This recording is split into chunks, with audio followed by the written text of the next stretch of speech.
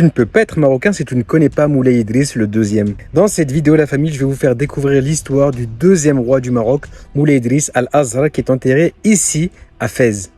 Première chose, les amis, quand vous arrivez dans des tombeaux idrissides, il y a toujours cette barre en bois qui vous force à vous incliner par respect pour ces rois descendants du prophète et fondateurs du royaume du Maroc. Bien sûr, ces endroits sont only for Muslims, uniquement réservés aux musulmans.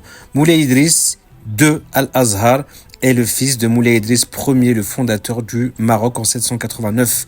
Moulay Idriss II naît 3 mois après l'assassinat de son père par les Abbassides. Et lorsqu'il naît, il s'en va à Fès, puisque son père habitait aux alentours de Meknès.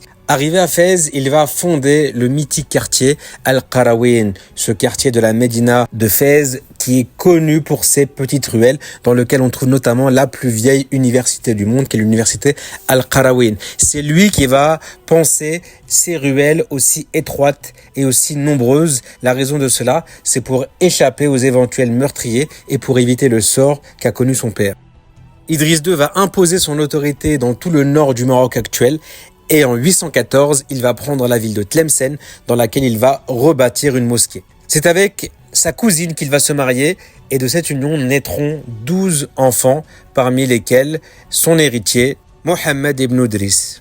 Parlons maintenant de ce mausolée qui a été transformé en zawiya. C'est au XVe siècle, sous le sultan mérinide Abd al-Haq, que ce mausolée a été construit pour rendre hommage au sultan Idriss II. Depuis le XVe siècle, cette zawiya a connu de nombreuses restaurations et agrandissements, que ce soit sous les Wattassides, sous les Saadiens ou sous les Alaouites. Quant à la gestion du mausolée, elle est confiée, comme pour tous les mausolées au Maroc, à la famille de la personne qui est enterrée. Autrement dit, ce sont les descendants directs de Moulay Idriss qui gèrent ce mausolée. Enfin, je vous propose de nous arrêter un instant sur l'artisanat absolument incroyable de ce lieu, que ce soit au niveau du toit, au niveau du zellij, au niveau des gravures. C'est un chef-d'œuvre architectural.